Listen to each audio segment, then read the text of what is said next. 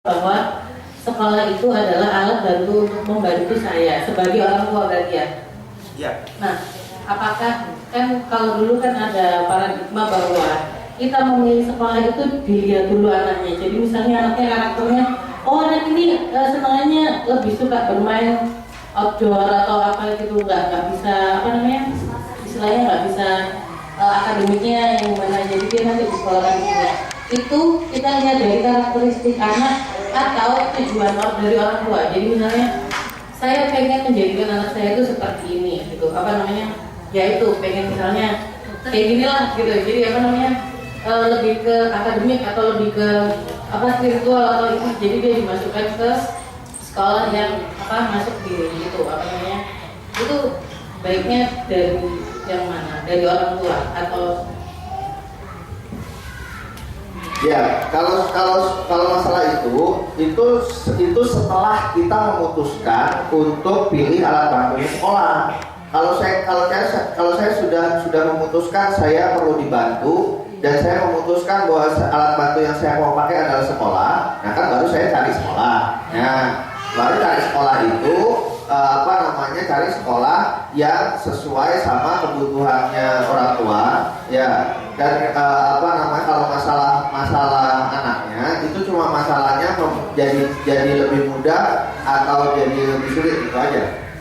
Ya, jadi artinya kalau kita bantu anak belajarnya itu dengan cara-cara yang sesuai sama sifat dasarnya dia, sama pola belajar alaminya dia, tentu dia belajarnya jadi lebih mudah, jadi lebih cepat karena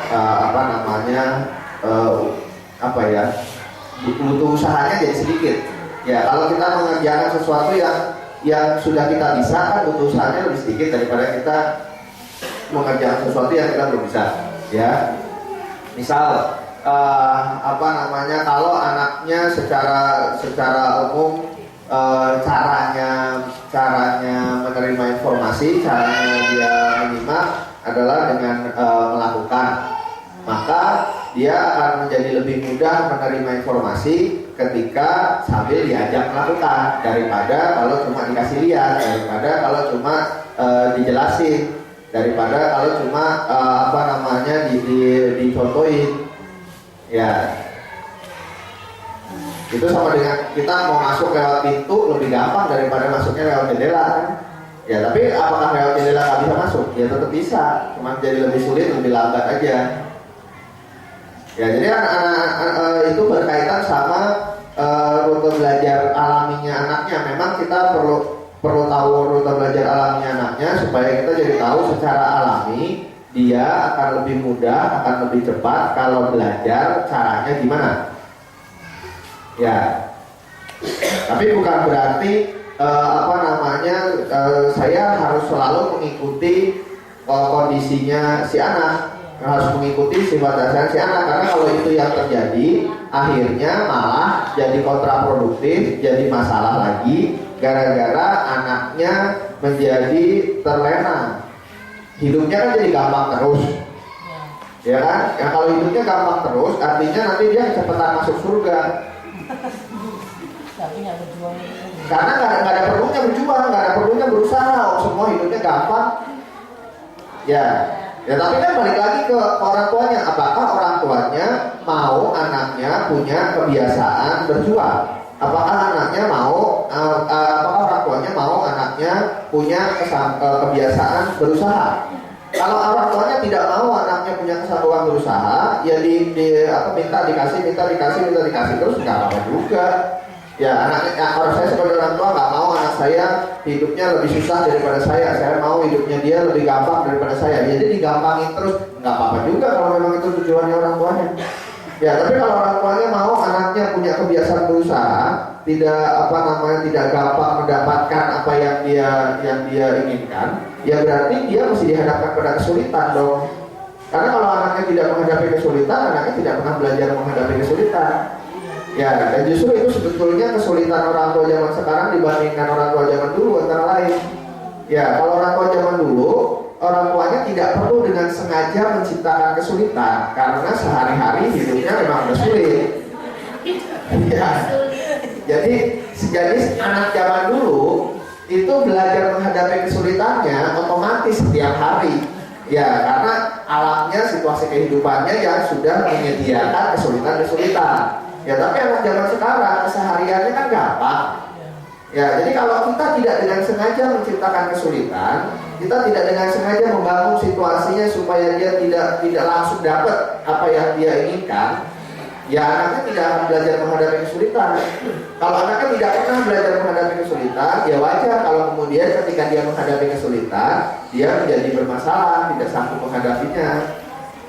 Ya, entah nanti akibatnya dia jadi memaksakan kehendak, ya jadi konflik sama orang lain gara-gara dia maksain kehendak, gara-gara dia tidak terbiasa menghadapi kesulitan, nggak terbiasa berusaha untuk mendapatkan apa yang dia mau. Atau entah kemudian jadi apa namanya putus asa, ya, atau jadi melarikan diri dari kesulitan itu. Setiap kali sulit kabur, dan kali sulit kabur. Ya, nggak tahu kalau akan jadi bagaimananya itu tergantung apa namanya sifat dasar anaknya, kecenderungannya bagaimana. Ya, tapi keberangkatnya dari tujuan orang tua, makanya selalu kita pengennya mau anaknya jadi apa dulu. Ya, jadi memang dua-duanya mesti dipahami. Iya, karena kalau kita sudah punya tujuan, kita sudah punya kebutuhan, nah tapi kan yang mau diolah kan anaknya. Ya, kan kita mesti tahu dulu karakteristik anaknya bagaimana, kita mesti tahu sifat dasar anak, modalnya anaknya bagaimana. Ya, kalau saya mau anak saya bisa nulis dua tangan, kanan kiri, tangan kanan. Ya, tapi faktanya anak saya tangannya buntung satu misalnya. Ya tujuan saya tidak akan tercapai. Ya, kalau saya tahu bagaimana caranya ngajarin orang nulis tangan kanan, nulis tangan kiri, ya tidak bisa saya lakukan karena anak saya nggak punya modalnya. Ya sama kayak itu. Saya maunya apa namanya anak saya aktif secara fisik misalnya. Ya, kemudian sehari-hari diajak melakukan aktivitas fisik sebanyak-banyaknya. Tapi ketika si anak ini sebetulnya secara alamiah caranya dia menyimak misalnya dengan merasakan, ya, maka susah diajak bergerak. Karena bergerak buat dia nggak nyaman. Ya, jadi walaupun orang tuanya suka bergerak, nggak bisa diam kesana kesini, tiap hari ada aja yang dikerjain, ada aja yang dilakukan, ya anaknya tidak tertarik meniru apa yang dilakukan orang tuanya. Ya, walaupun orang tuanya melakukannya dengan senang hati, ya anaknya tetap tidak akan tertarik meniru apa yang dilakukan orang tuanya karena apa yang dilakukan orang tuanya itu bikin dia nggak nyaman. Ya, tapi sebaliknya, ketika orang tuanya nggak suka banyak gerak, nggak suka banyak aktivitas, ya, sementara anaknya punya kebutuhan bergerak, ya, juga bisa jadi masalah kalau kita orang tua tidak memahami kondisinya anaknya, modalnya anaknya ini, karena anaknya akhirnya bolak-balik disuruh dia, ya, karena orang tuanya nggak mau nemenin anaknya beraktivitas. Ya, karena orang tuanya nggak suka beraktivitas, sementara anaknya secara alamiah butuh bergerak misalnya. Ya, jadi kalau diminta untuk diam, itu kan sama dengan kita minta dia berhenti bernafas. Ya, kalau itu sebetulnya kebutuhan bergerak itu sebetulnya bagian dari sifat dasarnya dia. Ya, justru dia nggak akan pernah belajar kalau dia tidak pernah melakukan. Ya, jadi misalnya dia ada lilin, terus dia mau pegang lilinnya, karena kan dia belum tahu kalau itu panas, dia belum tahu kalau itu bisa menyakiti badannya, ya, terus dia mau pegang, karena dia belajarnya mungkin dengan melakukan, tapi karena kita nggak ngerti, karena kita nggak mau, terus kita larang kan, bahaya, panas, nanti luka dan segala macam, ya, itu tidak akan kemudian menyurutkan niatnya dia untuk mengetahui, karena ketika kita tidak ajak dia melakukan, dia tidak akan belajar. Ya, jadi dengan kondisi begitu lebih baik tangannya dipegangin, diarahkan ke lilinnya pelan-pelan, sehingga pada satu titik harusnya, kecuali istri bertahan hidupnya rusak, pada satu titik dia akan merasa panas, dia akan narik sendiri tangannya ketika terlalu dekat sama apinya. Ya, tapi karena dia belum tahu, ini langsung pegang aja. Ya, itu jadi kita memang kita perlu tahu sifat dasarnya anaknya bagaimana, kecenderungan alamiah anak saya bagaimana, kita mesti kenal anak saya ini orang yang bagaimana. Iya, karena anak saya yang mau saya arahkan, anak saya yang mau saya bangun. Ya, saya kan cuma menanamkan kebiasaan-kebiasaan yang saya pikir, saya nilai perlu dia miliki untuk dia menjadi orang yang seperti saya harapkan. Ya, tapi kebiasaan ini cara menanamnya mesti sesuai sama modalnya anaknya. Ya, jadi dua-duanya bukan mana lebih baik, bukan, dua-duanya tetap tujuannya adalah tujuannya orang tua, karena anaknya kan belum punya tujuan. Kalau buat anak-anak ditanya tujuannya apa, ya cuma supaya enak aja. Ya, karena dia mikirnya enak saya lakukan, nggak enak saya nggak lakukan. Ya, tapi kan orang tuanya yang mau, saya pengen anak saya jadi orang yang mandiri, saya pengen anak saya jadi orang yang bahagia, saya pengen anak saya jadi orang yang bertanggung jawab, saya pengen jadi orang macam-macam kan. Ya, itunya dulu. Nah, untuk mencapai tujuan itu berarti anak saya perlu punya keterampilan apa, perlu bisa apa, perlu terbiasa melakukan apa. Nah, baru saya bisa tahu caranya gimana untuk membangun kebiasaan itu, caranya gimana untuk supaya dia bisa melakukan itu. Ya, baru kemudian kan saya tanya, saya bisa nggak bantu sendiri atau saya butuh dibantu orang lain. Ya, itu dulu. Nanti kalau udah diputuskan dan dilakukan sendiri atau dibantu orang lain, baru kemudian cara belajarnya, cara ngajarinnya, nah itu yang mesti disesuaikan sama kondisi anaknya supaya anaknya belajarnya jadi lebih gampang, jadi lebih cepat. Terutama di tahun-tahun awal sebelum sekolah. Ya, kalau sebelum sekolah, karena tujuannya menjadi terbiasa bukan menjadi bisa, maka kemasannya mesti enak. Soalnya kalau tidak enak tidak dilakukan. Ya, tapi kalau sudah sekolah, kemasan enak itu udah gak penting. Ya, sehingga kalau ada anak sekolah yang komplain gurunya ngajarnya gak enak, itu artinya dia belum punya kesanggupan berjuang.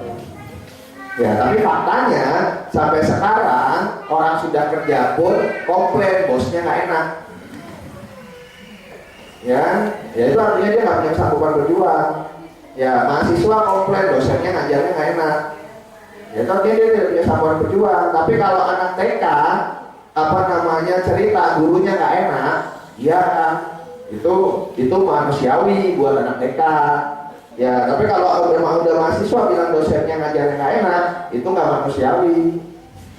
Ya, itu cuma menunjukkan bahwa si mahasiswa ini level kedewasaannya masih sama dengan si anak TK itu.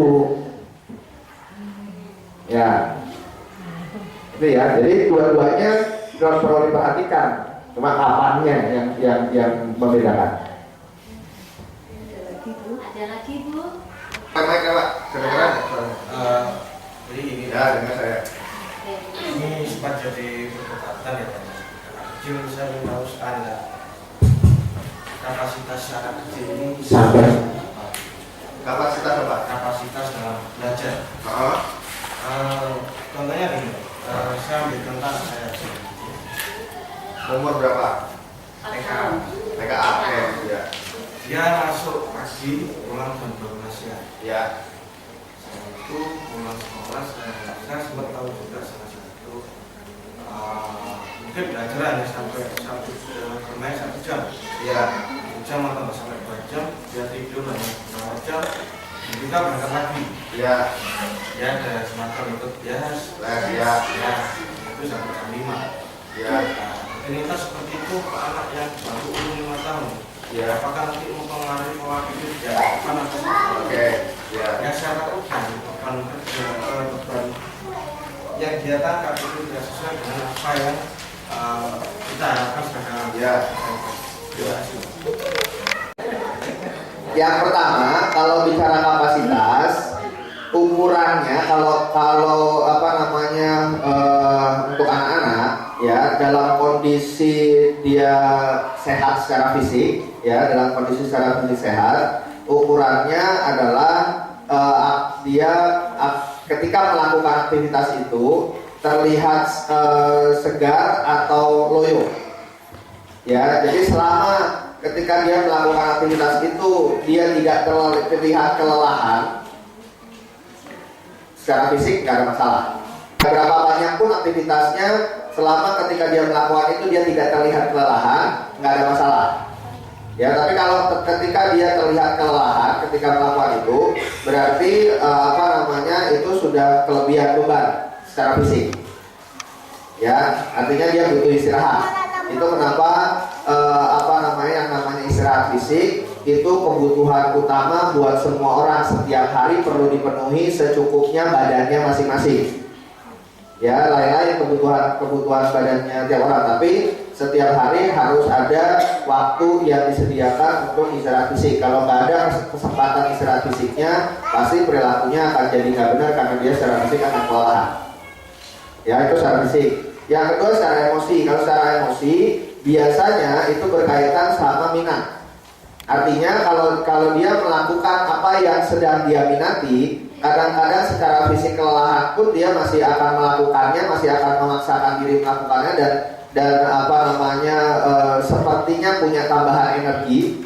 Ya, sampai ketika dia sudah selesai melakukannya baru kecapean, baru ngos-ngosan kelelahan. Ya, tapi ketika proses melakukannya itu berlangsung, kadang-kadang nggak kelihatan kelelahan karena dia suka, karena dia menikmati. Gitu ya. Jadi secara emosi, selama dia melakukannya dengan enjoy, dengan nikmat, nggak ada yang perlu dimasalahin. Ya, jadi masalah les di luar sekolah, termasuk masalah sekolah, itu sebetulnya kalau untuk anak-anak yang masih levelnya belum sekolah, itu prinsipnya selama dia suka aja. Mau les apapun selama dia suka, selama dia melakukannya dengan nikmat, boleh aja, nggak ada yang nggak boleh, semua boleh. Ya, tapi ketika nanti secara fisik ternyata kelebihan, nanti akan kelihatan kalau dia kelelahan. Ya Pak.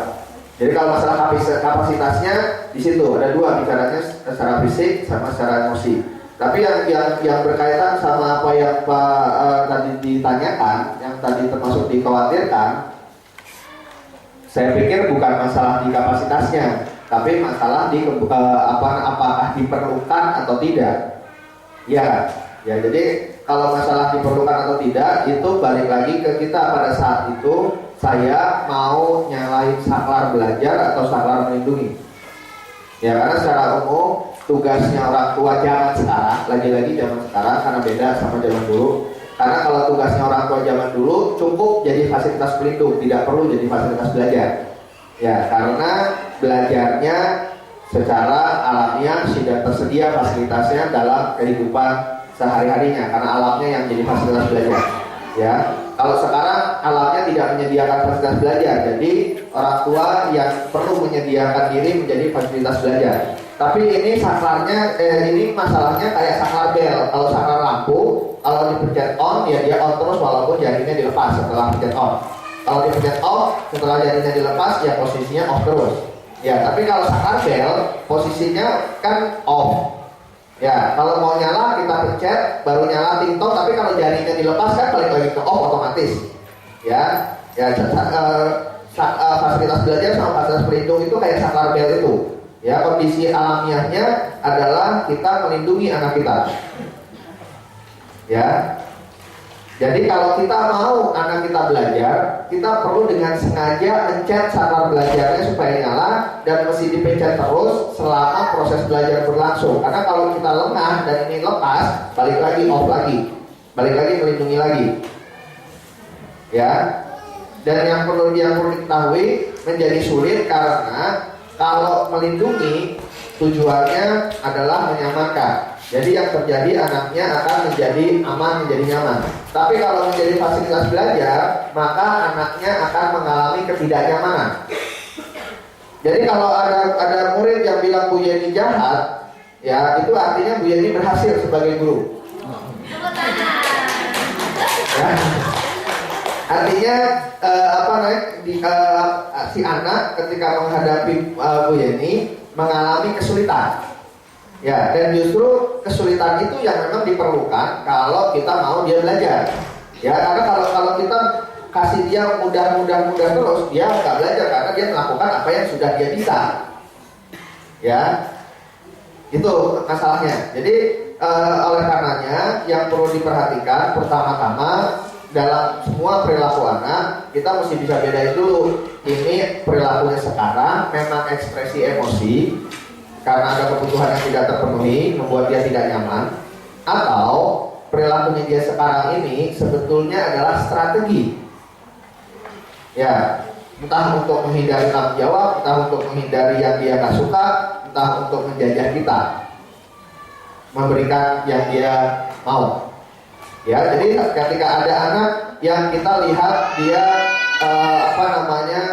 melakukannya dengan lemes. Ya, ini lemesnya lemes beneran karena secara fisik memang kecapean, atau ini lemesnya karena males. Ya, lemesnya karena nggak mau kerjain. Ya, itu kita mesti perhatian dulu karena tampilannya secara fisik bisa sama, tapi energinya yang membedakan ini memang males atau ini memang lemes. Ya, kalau memang kita memaknainya ini memang lemes secara fisik dia kecapean, oke, berarti memang dia butuh istirahat. Ya, kalau kita nggak sediakan waktu untuk istirahat, kita nggak kasih kesempatan dia istirahat, artinya kita maksain dia untuk melakukan sesuatu yang di luar kapasitasnya. Ya, itu makanya tadi saya bilang sekolah ideal selalu sekarang yang nggak ada PR-nya, karena jam sekolahnya sudah terlalu panjang dibandingkan sekolah zaman dulu. Ya, dan sekolahnya sebaiknya yang dekat rumah, karena zaman sekarang kemana-mana macet, apalagi di jam sekolah, di jam berangkat sekolah, di jam pulang sekolah itu semua jalan di sekitar sekolah itu macet. Ya, kalau perjalanan dari rumah ke sekolah jauh tambah macetnya, itu juga secara fisik kan melelahkan buat si anak. Ya, jadi kalau memangnya lemesnya ini memang kita maknai memang lemes, artinya dia butuh istirahat, kita perlu penuhi kebutuhan istirahatnya. Tapi kalau lemesnya ini menurut kita pada saat itu adalah karena males, maka kalau kita kasih dia kesempatan istirahat, berarti kita jadi fasilitas pelindung pada saat itu. Ya, kita mengamankan dia. Jadi kalau kita mau jadi fasilitas belajar, maka kalau ini lemesnya sebetulnya menurut kita lemes males, bukan lemes secara fisik capek. Ya, dan kita mau dia melakukannya supaya dia terbiasa atau supaya dia bisa, ya maka lemesnya mesti diabaikan. Dia tetap perlu dibiarkan menghadapi situasi itu sampai selesai. Ya, tapi kalau pada saat itu kemudian kita jadi nggak tega, kemudian kita jadi merasa bersalah, jadi kasihan, itu nggak bisa kita jadi fasilitas belajar. Ya, tangannya lepas lagi sehingga saklarnya balik lagi ke saklar melindungi. Dan kalau itu berulang, nanti akhirnya anaknya belajar bahwa dia bisa menguasai kita dengan cara tampil sebagai orang lemes. Ya, dia belajar bahwa menjadi tidak bisa lebih enak daripada menjadi bisa. Ya, itu risikonya kalau ketika kita menjalankan fungsi belajar, tapi jadi nggak konsisten gara-gara kita tidak bisa membedakan perilakunya ini beneran ekspresi emosi, ada kebutuhan yang tidak terpenuhi, atau sebetulnya adalah strategi untuk menjajah. Ya Pak, jadi ada dua, secara kapasitasnya atau yang dimasalahin sebetulnya proses belajarnya. Ya, memang orang tua zaman sekarang banyak juga yang punya masalah gara-gara hatinya sama kepalanya nggak kompak. Maunya ngajarin, maunya anaknya belajar, tapi ketika anaknya dalam proses belajar itu mengalami kesulitan, kemudian kita jadi secara emosi nggak siap, akhirnya kita lepaskan proses belajarnya, kita bantu lagi, kita lindungin lagi, dan akhirnya anaknya nggak belajar karena libur belajarnya. Ya, jadi kita yang mesti perhatikan kapan saklar belajarnya mau dinyalain, kapan saklar melindungi mau dinyalain. Itu Pak. Ya. Ada lagi yang lain?